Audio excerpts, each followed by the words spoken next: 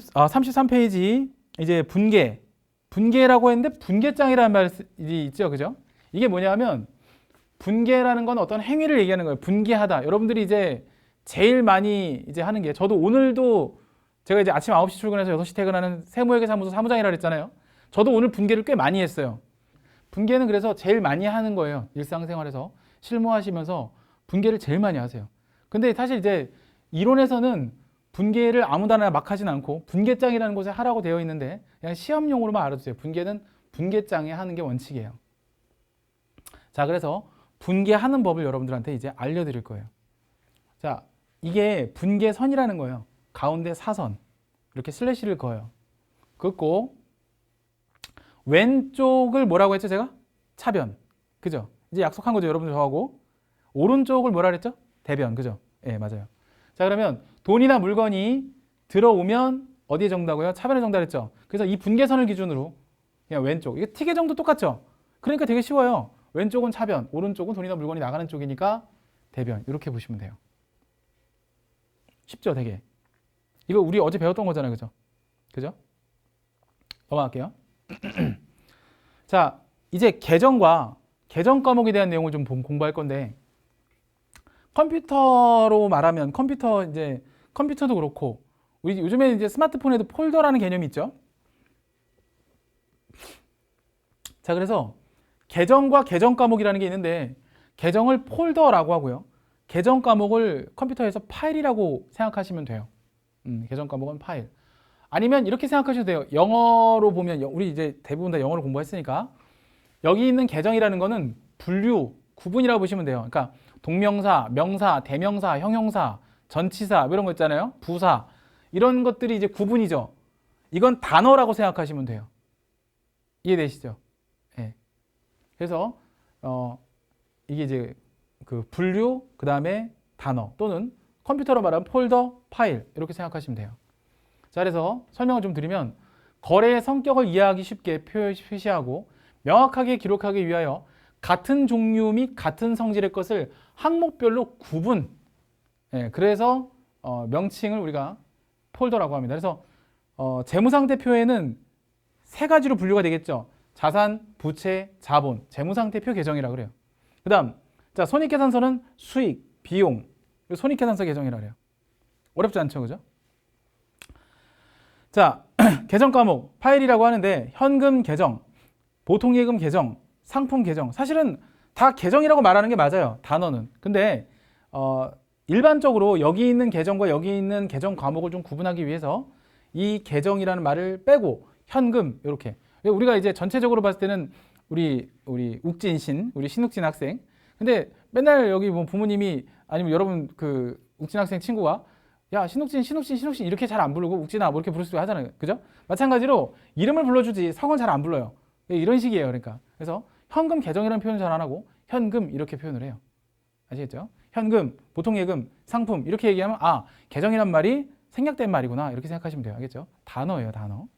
그래서 계정에 붙이는 이름을 계정 과목이라고 합니다. 단어예요, 단어.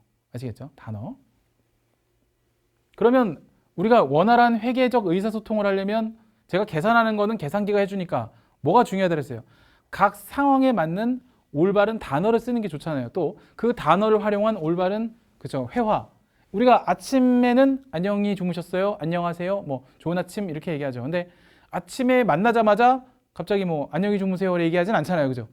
상황에 맞는 적절한 단어. 또 우리가 만약에 문상을 가게 돼요. 그러면 뭐 원래는 요즘에는 뭐 말 안 하는 게 또 예의죠. 또 아니면 이제 뭐 얼마나 만극하십니까? 뭐 있잖아요. 그죠?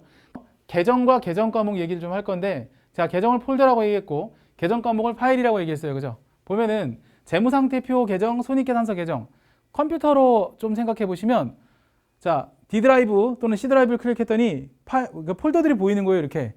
그리고 그 폴더를 또 클릭했더니 또 폴더가 나와. 또 폴더를 클릭해 또 폴더가 나와. 뭐 이런 거예요. 예. 그 또 폴더를 클릭했더니 또 파일들이 나와. 또 파일들이 나와. 또 파일들이 나와. 파일들이 나와. 이렇게. 그래서 여기 있는 것들은 전산회계 2급, FAT 2급 공통 단어라고 보시면 돼요. 필수 단어. 예, 알겠죠? 근데 뭐 외우거나 그러지 마세요. 저는 별로 외우는 거 안 좋아해요. 예.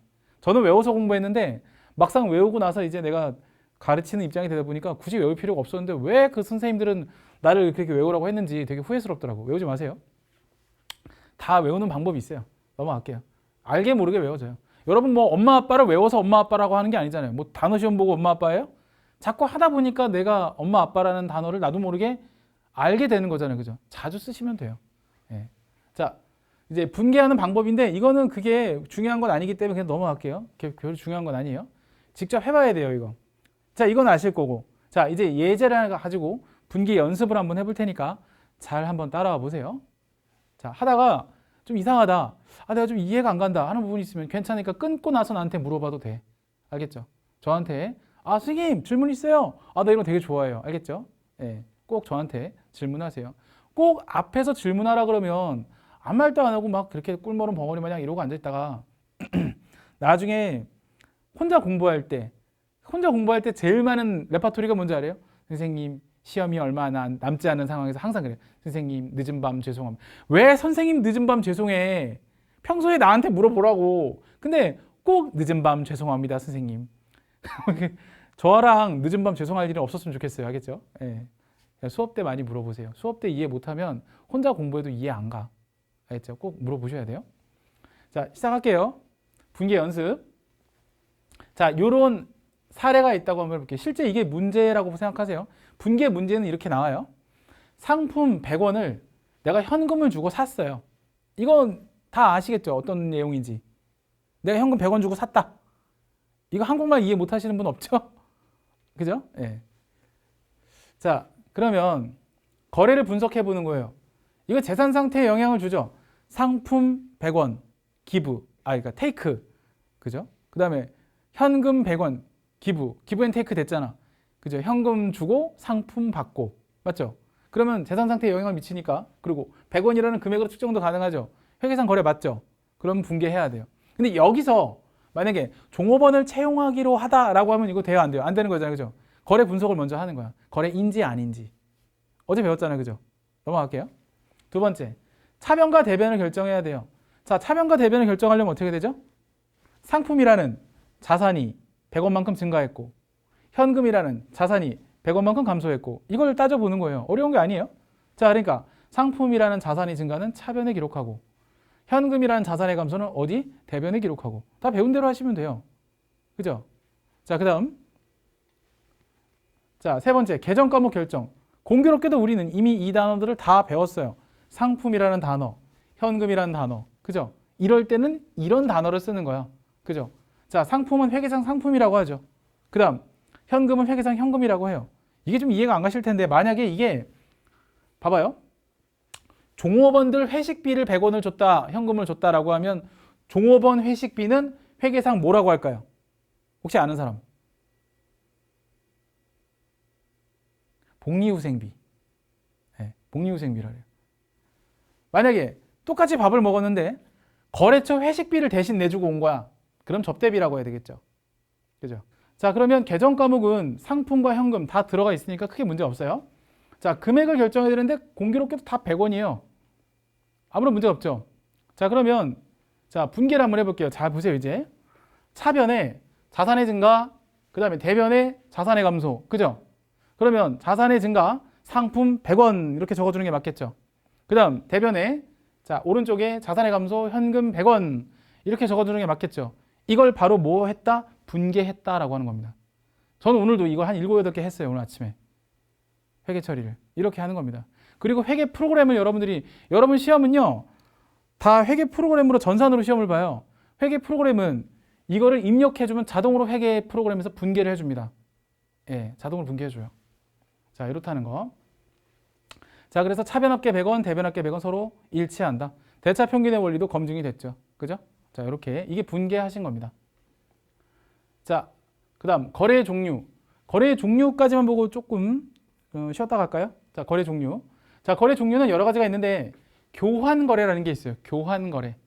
교환 거래인데 자, 노란색으로 이 음영 표시하는 걸 보세요. 색칠한 부분을. 모끼리 교환한 거래. 자산, 부채, 자본끼리 서로 왔다 갔다 한 거래를 교환 거래라고 합니다. 예. 그럼 뭐는 없어요, 여기. 수익 비용이 지금 없죠. 그냥 딱 자산, 부채, 자본끼리만 왔다 갔다 한 거래. 바로 이게 대표적인 교환 거래예요. 자산, 재무상태표 항목, 자산, 재무상태표 항목끼리 서로 왔다 갔다 한 거래. 이걸 교환 거래라 그래요. 그래서 자, 뭐라고요? 자산, 부채, 자본, 즉 재무상태표 항목들끼리 서로 왔다 갔다 한 거래. 증가와 감소로 이루어진 거래. 자, 그다음 손익거래라는 게 있어요. 손익거래는 차변이든 대변이든 어느 한쪽에 수익하고 비용이 들어가 있으면 그게 손익거래라고 합니다. 손익거래. 혼합거래, 이걸 많이 혼동하시는데요. 혼합거래는 한 변, 차변에 또는 대변에 요 셋 중에 하나, 최소 요 둘 중에 하나 이상, 그러니까 재무상태표 항목과 손익계산서 항목이 한쪽에 다 같이 위치하면 혼합거래라고 해요. 자, 그래서 사례를 들어보면 이렇게 되어 있고 이렇게 되어 있는 거, 이걸 교환거래라고 합니다.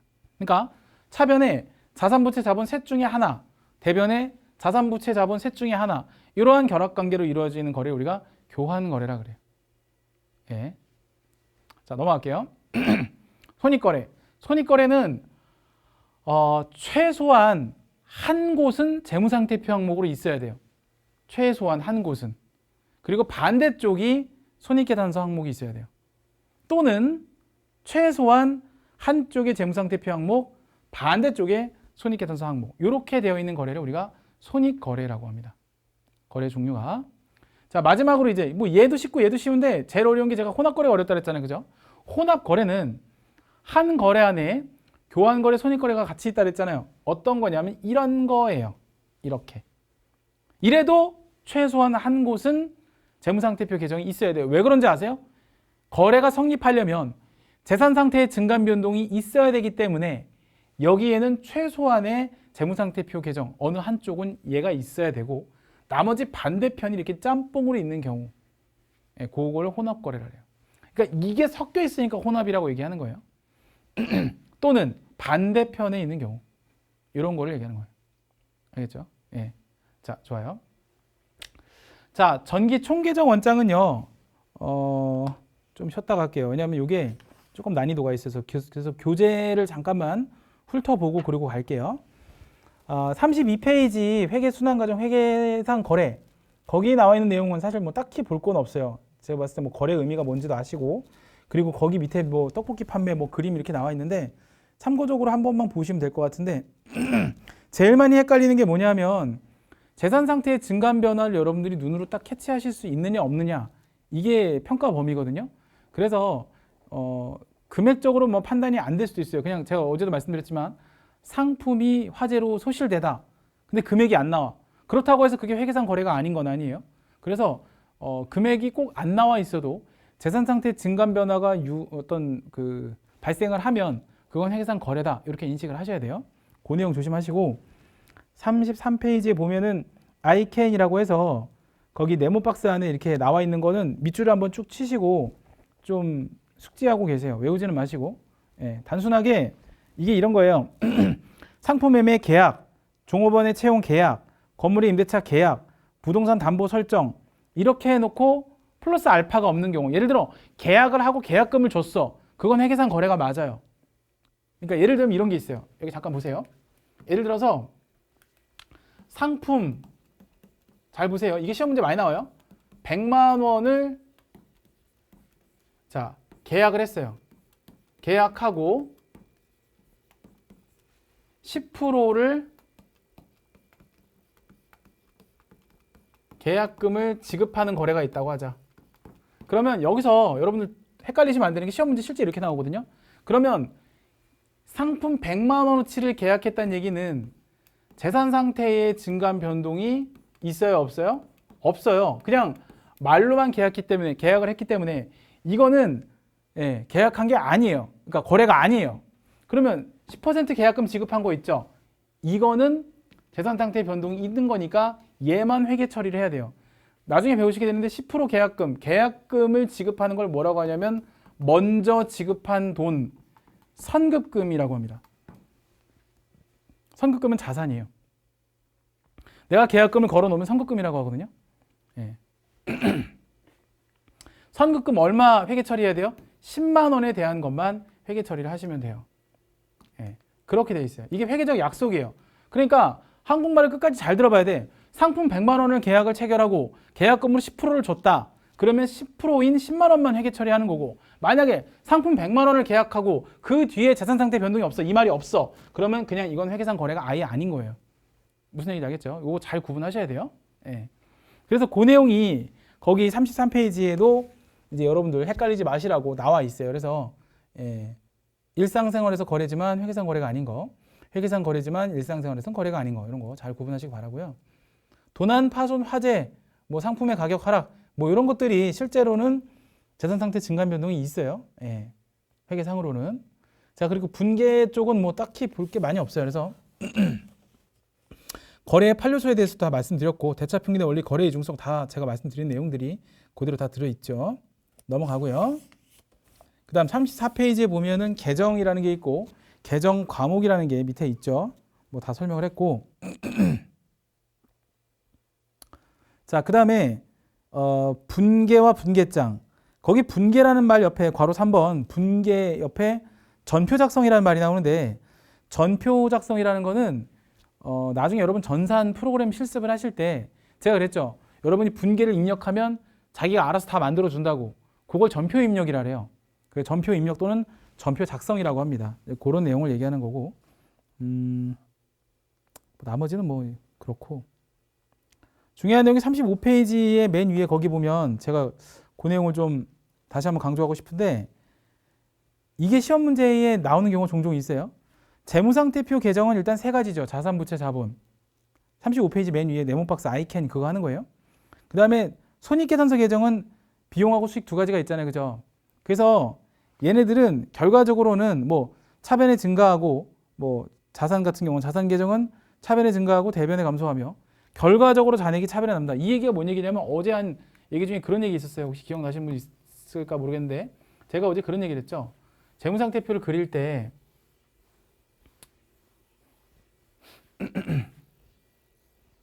이런 게 있다고 했어요.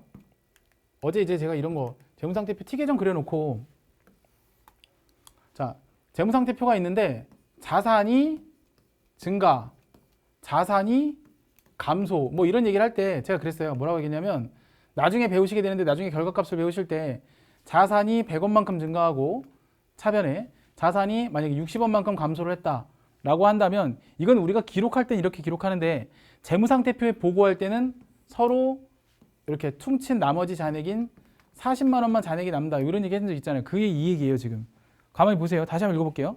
자산은 차변에서 증가하고, 그죠? 그 다음 대변에서 감소하며, 그 다음에 결과적으로 잔액은 차변에 남는다. 이 얘기가 요 얘기예요. 그 나중에 결산 보고할 때는 다 얘기를 못해요. 내가 100원이 증가했고 뭐 60원이 감소해서 그래서 40원이 남았어, 이렇게 표현 안 하고 그냥 40원이 다 남았어, 이렇게만 결과 보고를 하는 거예요. 그럼 이제 관리자가 궁금할 거 아니에요. 야, 이거 어떻게 40원이야? 라고 하면 그때는 이제 여기 말은 총계정 원장이라는 게 있어요. 다음 시간에 배우실 내용인데, 그걸 통해서 얘가 어떻게 증가했고 어떻게 감소했고 요거를 세밀하게 볼 수 있어요. 그래서 이거에 대한 자세한 내역을 표현해 주는 게 총계정 원장이고요. 결과적으로 뭐예요? 이 총계정 원장을 통해서 증가하고 감소하고 나면, 예를 들어서 이게 만약에 뭐 상품에 대한 그 총계정 원장이다. 얘가 만약에 상품이다. 상품에 대한 총계정 원장이다라고 하면 40원, 100원 증가하고 60원 감소했으니까 결과적으로 잔액이 40원 남잖아요. 그럼 재무상태표에는 상품 40원 이렇게 기록하는 거예요. 그런 식으로 가요. 이게 결산을 하기 전까지는 이렇게 표현하고, 결산을 할 때는 잔액만 표시하고, 이렇게 된다는 거예요. 그래서 나머지 다 똑같아요. 부채도 그렇고 자본도 그렇고 비용도 그렇고 수익도 그렇고. 자, 그리고 괄호 4번 거래 종류도 교환, 손익, 혼합 이렇게 설명했는데, 뭐 제가 설명드린 게 좀 더 디테일할 거예요. 자, 좋고, 시간이 이제 8시 24분인데 조금만 쉴게요. 40분에 다시 시작할 테니까 8시 40분에 다음 시간에 전기 총계정 원장 35페이지 있죠? 여기부터 바로 이어서 가겠습니다. 잠시 쉬었다가 40분에 시작할게요.